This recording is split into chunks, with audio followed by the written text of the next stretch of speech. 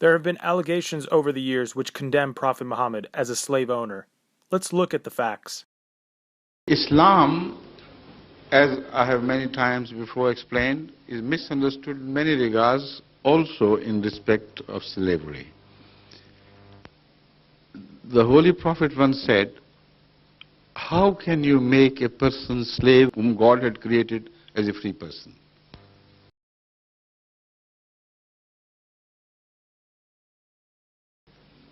Islam did not do away with the inherited institution of slavery with one declaration that free you all your slaves, because that would have done greater damage to the society if it was attempted in one single stroke. What would those slaves do? How would they survive? Who would take care of them? They had no right to be equally treated according to the society around.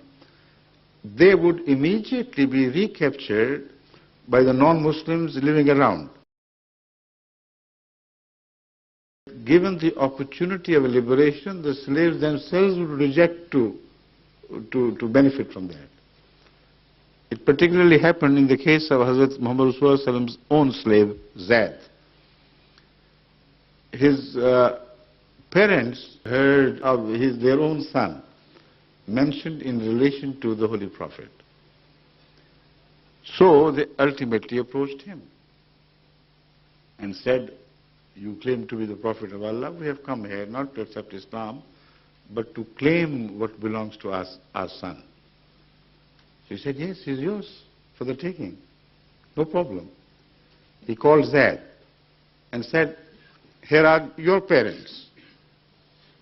With all my heart, I permit you, without any reservation, to go with them and return to your home and your own land." He looked up at him and said, "O Prophet of Allah, not after I have known you. It's impossible." Turned to his parents and said, "I know your parents, I respect and love you, but I love him more." So it was the slavery of love which had been transformed from the slavery of a cruel form. The earlier periods of slavery, forced enslavement of people of Africa, and the torture they suffered. And despite the fact that there is no slavery in America, no legality in slavery, yet the blacks are treated even worse than slaves.